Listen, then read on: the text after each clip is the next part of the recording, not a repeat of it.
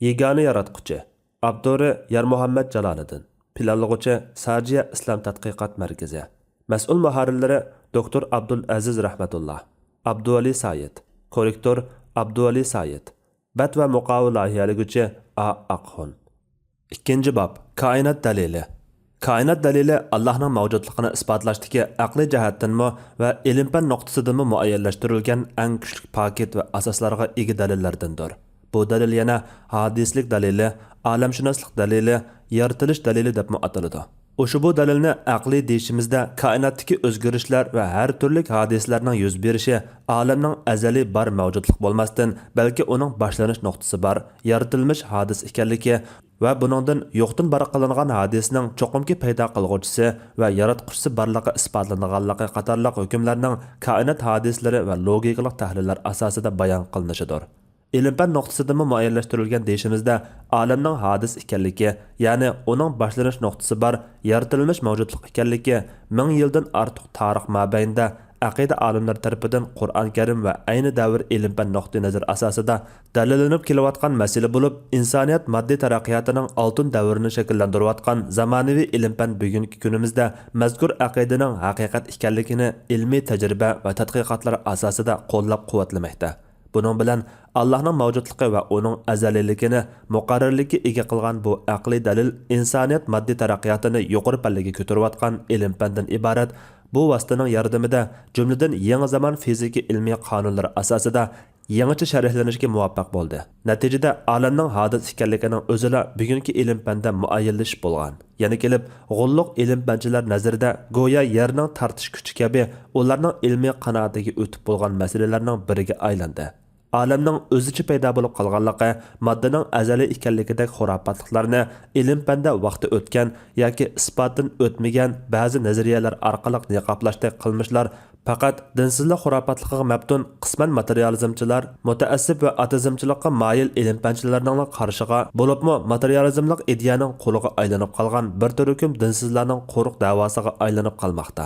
Qisqasi, ilm-fan natijasi orqali olamning hadis ekanligi, olamni tinch holatdan harakatga keltirgan kuchning mavjudligi, mazkur kuchning olamning yaratquchisi ekanligi qatorliq ilmiy yakunlar Xudoning mavjudligining shaksizligidan iborat bu buyuk haqiqatni qaytadan jalolantirdi. Mana bu bizning mazkur koinot dalilining ilm-fan nuqtasidan kuchli asosga ega ekanligini bayon qilishda ko'zda tutganlarimizdir. Darvaqa, bunimi o'z navbatida Qur'on Karimning tuvandagi bayonlarining bir-birlab amaliyotga aylanayotganligining ifodasi deb muayyanlashtirishimiz mumkin. Ularga Qur'onning haq ekanligi aniq bo'lgan qadar osmon zamin atrofidagi va o'zlaridagi qudratimizga dalolat qiladigan alomatlarni ko'rsatamiz. Fussilat surasi 53-oyat. Shunimi qistirib o'tishga arziydi-ki, islom aqidasida koinot va olam so'zi uqtirgan ma'no bilan hozirgi ilm-fanni uqtirayotgan koinot atalg'usining ma'nosi ba'zi farqlarga ega. Biroq har ikki nuqtai nazar bo'yicha xulosalangan haqiqat, ya'ni Allohning mavjudligidan iborat bu haqiqatning isbotga ega bo'lishida natija e'tibori bilan islom aqidasi va ilm-fan natijalari birdaklikni saqlagandir. Undaqda islom aqidasidagi olam yoki koinot uqumi bilan ilm-fan nazaridagi olam yoki koinot uqumi orasida qanday farqlar bor? Albatta, biz bu yerdagi farqdan mazkur ikki so'zga yo'g'rilgan ma'nolarni ko'zda tutyapmiz. Chunki ilm-fanda hozircha isbotlangan ilmiy hukm olamning moddiyligi bo'lib, o'sha bu yakun xuddi tarixda qanday alqishlangan bo'lsa, navbatdami moddani izohlashdagi farqni hisobga olmaganda shundoq zo'r darajada olg'a surilib va qabul qilinib kelmoqda. Shunisi aniqki, ilm-fanning koinot haqiqatlarini o'z qonuniyatlari asosida bilish safarida izchil bayqash va yangiliklarni kashf qilishda xususiyatini nazarga olganimizda, uning navbatdagi olamning moddiylikdan boshqa narsa emasligida qanoatida haqliq maydonda turayotganligini diniy nuqtai nazar bo'yicha ijobiy muayyanlashtirishimiz mumkin. Koinot va olam haqida din va fanda berilgan tadbirlarda qisman farq bor deyishimiz shuning uchunki, islom aqidasida ko'zda tutilgan olam tushunchasiga qaraydigan bo'lsak, aqida ilmiy nazaridagi olam uqumi doirasida hozirgi zamon ilm-fanning tadqiqot obyektiga kirmagan yoki kirmaydigan, ya'ni modda bo'lmagan shaylarning mavjudligini ko'ramiz. Chunki biz hozirgi ilm-fan ta'biri bo'yicha tushunayotgan moddadan shakllangan koinotdan boshqa moddiylik bilan aloqasi yo'q mavjudotlarning borligining shaksiz vahiy orqali isbotlanganligini bilamiz. Demoqchimizki, vahiy manbalarida aqlga zid kelmaydigan, ammo yangi zamon ilm-fan tadqiqoti javob bermagan yoki berishga ojiz keladigan bir qator haqiqatlarning koinot doirasida ekanligining bayon qilganligi ma'lum. Shunga deymizki, islom aqidasidagi olam tushunchasi nuqul moddiy dunyoga qaratilgan emas, balki olam hukmi Allohdan boshqa butkul mavjudotni vahiy orqali bildirilgan hamda insonga ma'lum yoki noma'lum bo'lgan barliq shaylarni o'z ichiga oladi. Misol qilganimizda, islomdagi olam hukmi doirasiga kiradigan, ammo ilm-fan ko'zda tutgan olam hukmi doirasiga kirmaydigan, konkret qilib aytganda moddiy bo'lmagan yoki moddiy funksiyasiga tushmaydigan mavjudotlardan farishtalar, jinlar, inson va boshqa har turdagi jonliqlarning ruhiy qatorliqlarning borligi ma'lum. Gerçi koinotning moddiyligi islom aqidasidagi o'xshash muayyanlashtirilgan masala bo'lsa-mu, ammo bu deganlik Xudodan boshqa uning yaratish doirasidagi narsalarning hammasining tugal modda bo'lishini yoki modda bo'lish kerakligini tushuntirib bermaydi. Aradagi farq faqat islom aqidasida ko'zda tutiladigan olam hukmi moddiy koinotdan kengroq ma'noga ega bo'lib, buni xuddi sharq nazaridagi ilm-fan hukmi bilan g'arb nazaridagi ilm-fan hukmi orasidagi atalg'ularga yuklangan ma'noning keng yoki tar doirada qo'llanish farqiga o'xshatish mumkin. Demak, islomda xuddi ilm-fan hukmi keng ma'noda ishlatilgani kabi, olam hukmi keng ma'noga egadir.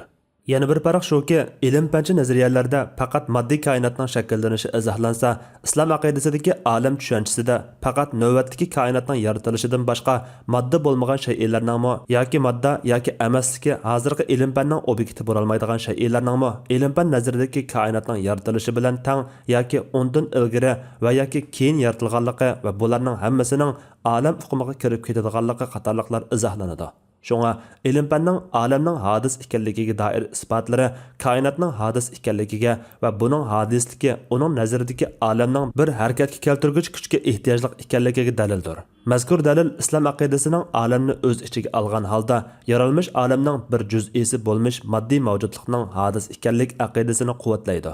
Demak, islom aqidasidagi koinot dalili bilan ilm-fanda muayyanlashtirilgan hadislik dalili orasidagi farqlar Allohdan o'zga modda bo'lgan yoki modda bo'lmagan shaylarning hammasining hadis, ya'ni yaralgan ekanligi, hammaning Allohning yaratishi doirasiga kirdiganligi, Alloh taolaning mazkur hodisaviy shaylarga muxolif holda azaliy va abadiy ekanligi qatorliq aqidalarda o'z ifodasini topgandir.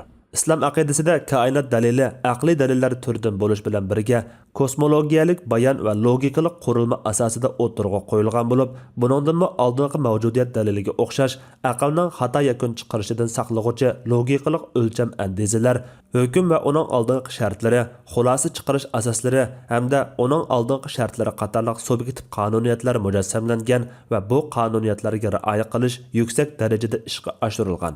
Jazmanki, bu xil aqliy qonuniyatlar asosida chiqarilgan hukm sog'lom aqlga ega har bir shaxsni yaratquchining mavjudligini tasdiqlashga ilib borg'usi.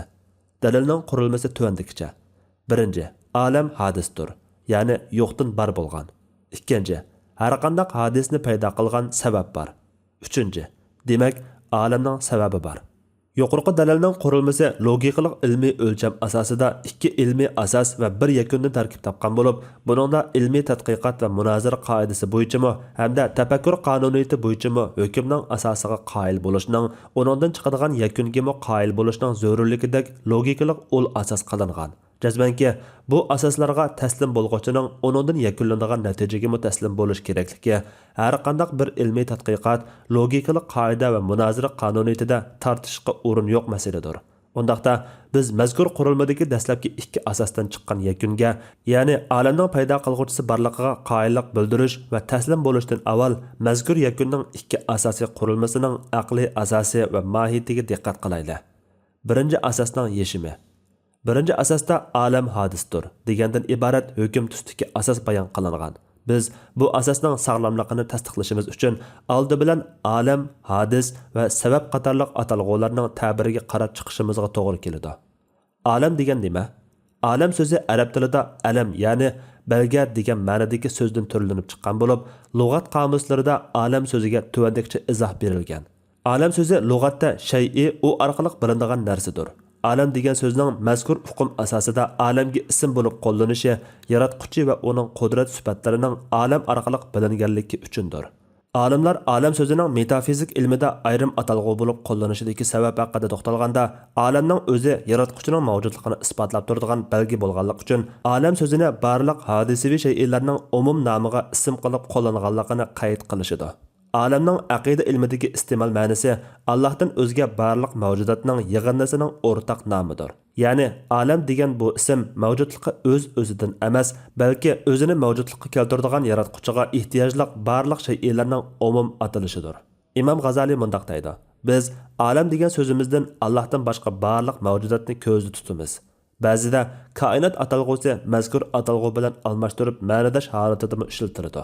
Shunga bizning koinot dalili degan so'zimiz mohiyatda alamning hodis ekanligi dalili degan so'zimizga teng. Shundaqdimi mazkur ikki so'zning etimologiyasi va qaratmaliklari bo'yicha inchik tahlil qilganda mazkur ikki atalg'u orasida qisman inchik farqlarmi bor bo'lib, bu farqlar ko'pincha alam atalg'usini umum yoki xos ma'noda ishlatishda o'z ifodasini topadi. Lekin koinot atalg'usi alam atalg'usiga qaraganda ko'pincha mutlaq va umum ma'noda ishlatiladi. Mutlaq ishlatilganda koinotning ma'nosimi o'xshashla keng ma'nodagi alam degan so'ziga tengdir. Mana bu ikki atalg'u orasidagi nozuk farqdir.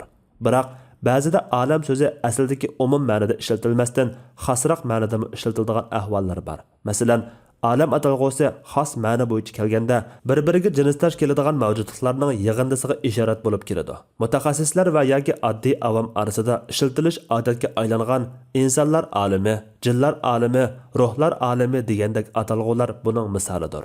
Yana ba'zida tilimizda xos ma'no bo'yicha qo'llanganda alam so'zining o'rniga dunyo so'zini ishlatish ahvollarimi bor. Tabiat dunyosi, hayvonotlar dunyosi deganda qo'llanishlar buning tipik misoli. Tilimizdagi dunyo so'zining mazkur kontekstda kelgan ma'nosi dal alamning xos ma'nosidir. Ammo navbatda koinot dalilida o'ttirg'a qo'ygan alam atalg'usidan ko'zi tutilayotgani uning xos ma'nosi bo'lmasdan umum ma'nosidir. Demak, mazkur dalildagi alam atalg'usidan Allohdan boshqa barliq mavjudot ko'zi tutilgan. Hadis degan nima? Hadis atalg'usi mazkur dalilning birinchi asosida kelgan ikkinchi atalg'udir. Uning so'z ma'nosi yangidan paydo bo'lish, yuz berish, yarilish, yo'qdan barliqqa kelish qatorliq ma'nolarga ega. Bu so'z yana ko'nining qarama-qarshisi bo'lgan yangi degan ma'noni bildiradi. Istilohda bo'lsa, hadis mavjud bo'lishi yo'qlikni orqa ko'rinish qilgan har qanday shay'idir. Ya'ni hadis yo'qdan bar bo'lgan, boshlanishi bar har qanday shay'ini ko'rsatadi. Hadisning qarama-qarshisi istilohda azali deb qo'llanildi. Azali degandan mavjudiyati yo'qdan bar bo'lgan yoki paydo bo'lgan bo'lmasdan o'z-o'zidan mavjud va azaldan bar, cheksiz o'tmishga ega mavjudiyat ko'zi tutiladi. Yuqori ta'birdan hadisning so'z ma'nosi bilan istiloh ma'nosi orasida belgilik aloqa borligini ko'rib olishga bo'ladi. Darvaqa, hadis kalimasi so'z ma'nosidan istilohga yo'tkilishi bilan asldagi ma'nosidan asosan yiroqlamagandir. Demak, yo'qdan bar bo'lgan mavjudlik olamiga asldagi yo'qlik holatdan barliq holatga o'tgan hamda cheksiz o'tmishi yo'q har qanday shay'ning o'rtaq atalishi hadisdir. Mundaqcha aytganda, hadis yaralgan demakdir. Hadis istilohdagi ta'biriga asosan yo'qdan bar bo'lgan, boshlanishi bar barliq shay'ining o'rtaq nomi bo'lgan ekan, koinotning bir juz'isi bo'lmish insondagi, shundaqla hayvonotlardagi va tabiat dunyosidagi barliq shay'lardagi o'zgarishlarning hammasining yo'qdan barliqqa kelish bosqichidagi alomatlari kulli shay'i bo'lmish olamning hadisligining ro'shan ifodasidir. Biz o'zimizdan boshlab koinotdagi shay'larning hammasida bosqichma-bosqich o'zgarishlarning bo'lganligini, yana kelib shay'larning yo'qdan bar bo'lish, o'sish, pishib yetilish, ojizlash va oxirlashish bosqichlarini boshdan kechirganligini bilamiz. Mana bular aqli sog'lom har bir inson inkor qila olmaydigan ishlardir. Mazkur ahvollarning hammasi koinotning tabiat dunyosidagi jimi shay'larning hadisligini, ya'ni yo'qdan bar bo'lganligini, ularning mavjud bo'lishining aslida yo'qlikni manba qilgan shay'lar ekanligini uqtirib beradi. Hadis hukmida ko'zda tutiladigan ma'no budir. Sabab degan nima? Mazkur qurilmadagi 3-atalg'u sabab bo'lib, bu yerdagi sabab istilohda shay'ining yo'qlikdan barliqqa chiqishiga ta'sir ko'rsatuvchi turtkilik omil deganlikdir. Aqida olimlari istilohida ushbu sabab Alloh taolodir. Chunki olamning barliqqa kelishining sababi bo'lishga kifoya bo'ladigan qudratli kuch bor deyilsa, bu kuchning ilohdan boshqasining bo'lishi mumkin emas. Bu sababdan islom aqidasida barliq shay'ining mavjudligining asl sababi va yaratquchisi Allohdir. Istilohda sabab so'zi yana yaratquchi ma'nosidadir. Chunki yaratish so'zi mohiyatda sabab hukmiga tang so'z bo'lib, yaratishning istilohdagi ma'nosi hech bir o'rnaksiz ravishda yo'qdan bar qilish demakdir. Bu ma'nodan sabab demak yo'qdan bar qilmoq, yaratmoq demakdir. Olamning cheksiz o'tmishi bo'lmasdan uning boshlanishi bor deganlik bo'lsa, mohiyatda uni yo'qdan bar qilgan sabab bor, ya'ni yaratquchi bor deganlikdir. Undaqda biz koinot dalilining qurilmasidagi birinchi asosga qaytib kelaylik. Mazkur birinchi asosdagi hukm olam hodisdir degandan iborat. Yuqorida biz olam va hodisdan iborat ikki atalg'uda nimalar ko'zda tutilganligi bilan tanishib chiqdik. Undaqda olam hodis degan bu birinchi asos va bu asosdan kelib chiqqan ikkinchi hukm qandaq yakun va isbotga ega? Nima uchun olam hodis deymiz? Buning yechimi tuvandikicha. Tabiat dunyosiga nazar soladigan bo'lsak, tabiatda barliqqa kelayotgan va kelgan talay shaylar o'tmishda yo'q. Ya'ni ular toki mavjud bo'lgan qadar yo'q hukmda bo'lib, ma'lum vaqt o'tib aslidagi yo'q holatdan hozirgi bor holatga aylangan. Ya'ni uning o'tmishi yo'q va yo'qlikdan paydo bo'lgan. Mazkur shaylarning yo'qlikdan va uning qarama-qarshisi bo'lgan mavjudlikqa yo'tkalganligiga, ya'ni yo'qlikdan barliqqa kelishga qarab harakat qilganlikdan mavjud bo'lganligiga hech bir aql gumon qilmaydi. Asli qonuniyatga baqsaq, yo'q holatdagi shay'i qarish tarafi bo'lgan bor holatga kelishda cho'qim bir tashqi omil ta'sirida yo'tkalgan bo'lishi munosib edi. Albatta, buni hech bir sababsiz o'z-o'zidan bar bo'lib olgan deyish aqlga uyg'un emas. Chunki qonuniyat bo'yicha jismda harakat yuz bergan ekan, cho'qim uni aslidagi harakatsizlikdan harakatga o'tkazgan, qo'zg'atgan kuch sabab bo'lishi lozim. Qonuniyatlik olamga tava shaylarning qonuniyatdan sababsiz izoh yo'q holatda chiqib ketishi oddiy aql murad qiladigan ishlar jumlasidandir. Demak, bu xil o'zgarishga ta'sir ko'rsatgan va bularning qonuniyatini bekitgan tashqi bir kuch bo'lmay turib, o'z-o'zidan yuz berib qolishi harakatning harakatga keltirguvchisiz o'zigidan yuz berib qolganligini da'vo qilishga o'xshash bema'nilikdir. Demak, shaylarning mavjudlikka kelishining yo'qlikni manba qilganligi mazkur shaylarning hodis ekanligini ko'rsatib beradi.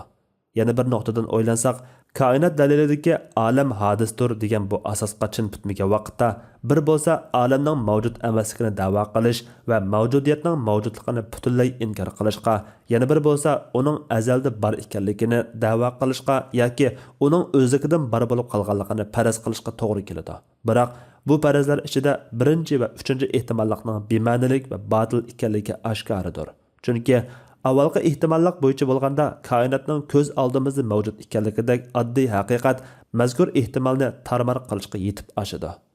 Uchinchi ehtimollik bo'lsa, uning aqliy tarafdan bema'nilik ekanligi oshkoridir. Chunki har qanday narsaning o'z-o'zidan bor bo'lib qolishi aqlga zid. Undaqda ikkinchi ehtimollikchi. Ikkinchi ehtimollik ko'rib o'tganimizdek olamning azaldan borligini da'vo qilishdir. Garchi bu xil ehtimollik qadimda faylasuflar bilan aqidashunos olimlar orasida izchil ixtilof nuqtasi bo'lib kelgan masalalarning biri bo'lsa-mu, ammo biz bu ehtimollikning xatolik ustida qadimkilarning fikrlariga mos raddiyalarni berib o'ltirmaymiz. Chunki olamning hodis ekanligida aqida olimlarining izohatlari aqliy jihatdan qanoat hosil qilishga yetarlikdir. Yana kelib, bu masala hozirgi ilm fanda allaburun isbotlanib chiqqan. Shundaqla ilmiy faktlarga to'lib yotgan hamda ilmiy haqiqatga aylangan bir masaladir. Ilm-fan nuqtasidan berilgan bu kesim bizni klassik falsafa yoki qadimgilarning aqli e'tirozlari ustida maxsus to'xtalish va raddiya berishdan vaqtimizni xalal tejigusidir. Bu vajidan bu vaqtdagi qadimki e'tirozlar yoki da'volar ustida maxsus to'xtalish ortiqcha. Biz mazkur temaning keyingi qismida o'qirmanlarni olamning azaliy emas hodis ekanligiga doir ilm-fan yakunlari hamda ular orasidagi e'tirozlar va ilmiy raddiyalar bilan ta'minlash orqali olamning hodis ekanligining ilmiy haqiqat ekanligidan xabardor qilamiz. Qisqasi, ko'pchilik ahli sunnat aqida olimlarining izohati bo'yicha ularning olamni hodis degan yakuni o'z davriningmi, hozirningmi ilmiy haqiqatlari bo'lib kelmoqda. Yig'ib aytganda, olamning hodis ekanligiga koinotda yuz berib turayotgan to'xtovsiz o'zgarishlar, moddalardagi almashish, tabiat olami va osmon jismlaridagi o'zgarishlar dalil bo'lishga yetarlidir. Koinotning ma'lum vaqtdan keyin mavjudlikda paydo bo'lganligini, olamning boshlanishi borligini ko'rsatadi.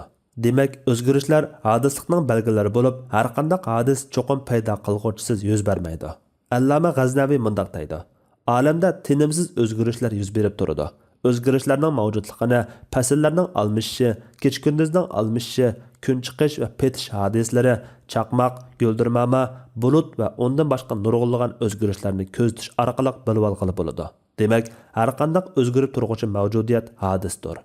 Mana bu bayonlar olamning azaliy emasligini, shundaqla yo'qlikni manba qilmaslik, izchillik va azaliylik salohiyatini saqlash qatorliq azaliylik xususiyatlarining aksi ishlarning olamda yuz berayotganligi olamning hodis ekanligini dalillaydi. Mazkur atalg'uning tilimizga o'zlashgandan keyingi ma'nolariga qaraydigan bo'lsakmi, hodis so'zining shay'larda yuz beradigan o'zgarishlarga qaratilib aytilganligini ko'rib olg'ili bo'ladi. Uyg'ur tili izohlik lug'atida mazkur so'zning izohlari ichida hodis tabiatda ijtimoiy hayotda yuz beradigan o'zgarishdir degan ta'birni uchirtimiz. Tilimizda yana olim hadis mundaq ish yuz berib qolsa deb qo'llaniladigan turaqliq iboralarmi bor bo'lib, olim hadis amaliyotda olam hodis, ya'ni olam hodisdir, paydo bo'lgandir degan so'zdan o'zlish orqali barbara hozirgi etimologiyasi holatiga kelgan va avlodma-avlod keng qo'llanib kelingan turaqliq so'zdir. Mazkur turaqliq so'zlar bir ishning to'satdan ma'lum sabablar tufayli o'zgarib qolishi, bir ishlar tufayli kutilmagan ishlarning yo'q yerdan paydo bo'lib, yuz berib qolishi qatorliq ifodalarda ko'plab ishlatiladi va ishlatilib kelmoqda. Mazkur so'zning tilimizdami asli arabchadagi so'z va istiloh ma'nolariga yaqin ma'noda ishlatilganligidan aqidadagi hadis uqumida aks etilgan ma'no parchalarining qadimdan so'zlik zapsimizdan o'rin egallab va o'zlashib ketganligini ko'rib olg'ili bo'ladi. Yana bir jihatdan bu bizning olamning hadis ekanligiga, barliq shay'larning yaratquchi tarafidan yaratilganligiga doir e'tiqodning istiqiyalik holda avlodma-avlod e'tiqodimizda, yengimizda o'rin tutib kelganligining, shundaqla turkiy millatlarning bir parchasi bo'lmish Uyg'ur millatining olamning hadis ekanligidek to'g'ri aqida ichida yashab o'tgan, suzuk aqidalik bir millat bo'lib kelganligining namoyandasidir. Darvaqa, olamda yuz berayotgan tinimsiz o'zgarishlar, paydo bo'lish, yetilish, ajizlash, o'lish va yo'qolish qatorliqlarning hodisaviy shay'larning xususiyatiga vakillik qildiganligi bir haqiqat. Buningdan biz olam shaksiz hodis ekan degan qanoatga kelalaymiz. Yuqorqi 3 xil ehtimollik bo'yicha olam ko'z oldimizda haqiqiy mavjud bo'lgan, shundaqla o'z-o'zidan bar bo'lib qolmagan, balki azaliylikning aksicha har turli o'zgarishlar uning hodis ekanligining belgisi sifatida reallikda aks etayotgan ekan. Olamning hodis ekanligi va bu hodisning paydo qilguvchi sababi bo'lish kerakligi muqarrarlashadi. Buningdan olam hodis, ya'ni uning boshlanishi bor, yo'qdan bar qilingan mavjudiyatdir degan xulosa o'ttirg'a chiqadi. Ondaqda birinchi asos bo'yicha olamning hodis ekanligi muayyanlashgan ekan, olamni yo'qdan paydo qilgan bir sababga muhtojligi, yo'qdan barliqqa kelish cho'qim bir sababning harakatga o'tkazishi bilan yuz berganligi sog'lom aqliy hukmning taqozzosidir. Shunga bu xususda olamning cho'qim bir sababkorning qudrati bilan barliqqa kelganligini muayyanlashtirishdan boshqa aqlga sig'adigan bir muvofiq yo'l yo'qdir. Ikkinchi asosning yeshimi. Har qanday hodisni paydo qilgan sabab bor degan bu asos dal olamning hodis ekanligi haqidagi aqliy hukmning ikkinchi asosi hamda avvalgi birinchi asosning muqarrar taqozzosidir. Mazkur asos yana koinotdagi har bir shay'ning harakati va faoliyatida aks etib turg'uchi, shundaqla har bir aql egasiga ta'limsiz holda hosil bo'lg'uchi aksiomlashgan qonuniyatni asos qilgan bo'lib, bu asos hech nimaning sababsiz bo'lmaydiganligi, harakatning harakatlantiruvchisiz o'z-o'zidan paydo bo'lishining aqliy jihatdan mumkin emasligi qatorliq hech kim inkor qilolmaydigan haqiqat va qonuniyat ustiga qurilgandir. Ma'lumki, yo'qdan bar bo'lg'uchining bar qilg'uvchisi, sabablanguvchining sababchisi, ta'sirlanguvchining ta'sir qilg'uvchisi, harakatlanguvchining harakatga keltirguvchisi bo'lganligi, sababsiz natijaning bo'lmaydiganligi aksioma holatidagi bir muqarrarlashgan qonuniyat. Navoda mazkur qonuniyatga xilof holda hodisni paydo qilgani sababning natijasi emas deb qargan vaqtda buningda olam azaliy edi va yoki olam tasadduqiylikning natijasi degan ehtimollarga yo'l ochiladi. Albatta, olamning azaliy emasligi yuqorqi bayonlardan ma'lum. Ammo olamning tasadduqiylikning natijasi degan ehtimollar aqlga azroqmi yaqin kelmaydigan bir ehtimollik bo'lib, hodisning tasadduqiy paydo bo'lib qolishi, yana kelib shunchalik intizom, sistema, qonuniyat asosida birlikka kelishi buning bir bema'ni va safsatlashgan ehtimollik ekanligini ko'rsatadi. Bema'nilikning qarama-qarshisining haqiqat ekanligi shaksizdir. Shundaq ekan, Bu xususda tasadduqlikning qarama-qarshisi bo'lgan intizomchan yaratquchining hadislarni yo'qdan bar qilg'uchi bir sababkorning mavjudligini yakunlamakdan o'zga yo'l yo'qdir.